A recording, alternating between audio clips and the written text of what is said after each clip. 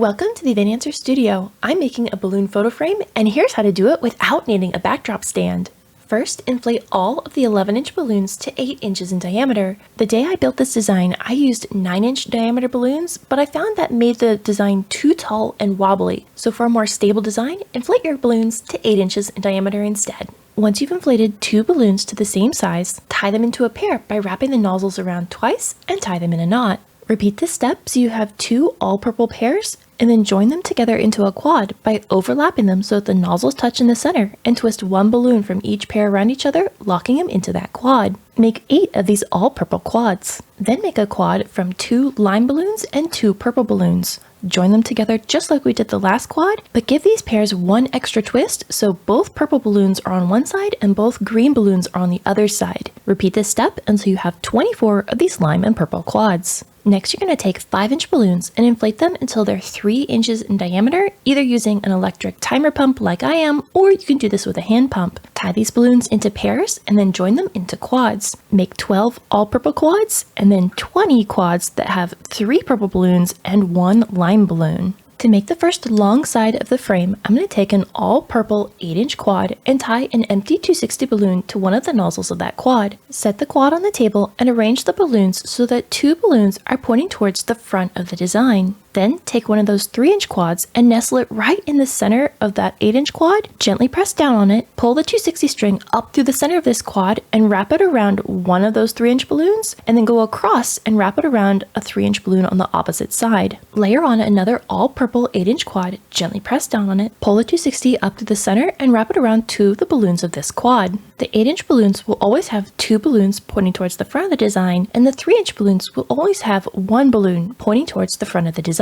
Now once you've got 2 8-inch and 2 3-inch quads secured together, that completes the corner and we can start creating the green pattern. Place 2 green balloons on the left-hand side of the column. Place the green 3-inch so it points out the front of the column. The next 8-inch green pair should be pointing towards the right-hand side of the column, and the next green 3-inch balloon should point towards the right-hand side of the column. Add the next 8-inch green pair so it's still on the right-hand side, and then the green balloons will start moving back to the left with that 3-inch green balloon in the center, the next 8-inch green balloons on the left, and the next 3-inch green balloon on the left as well. This completes the green pattern, and now we'll just repeat it a second time to create a gentle zigzag up the side of our frame. To help you clearly see this pattern, I've assembled this upright, but at a certain point, this is going to become too tall for me. So I'm going to lay the entire thing on its side and orient this so that you can still see the pattern facing the camera. But when you make this design yourself, you may want to have that pattern pointing up. That way you can easily see the design as you add balloons.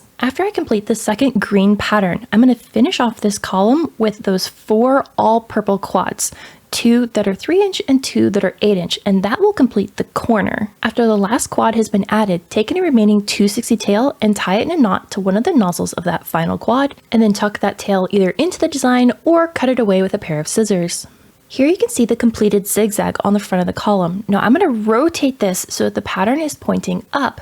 That'll make it easier for me to assemble this frame. This is going to be the right-hand side of the frame, and I made a second one of these in the exact same way, but I mirrored the pattern so that the little zigzag is opposite the one that's on the right-hand side.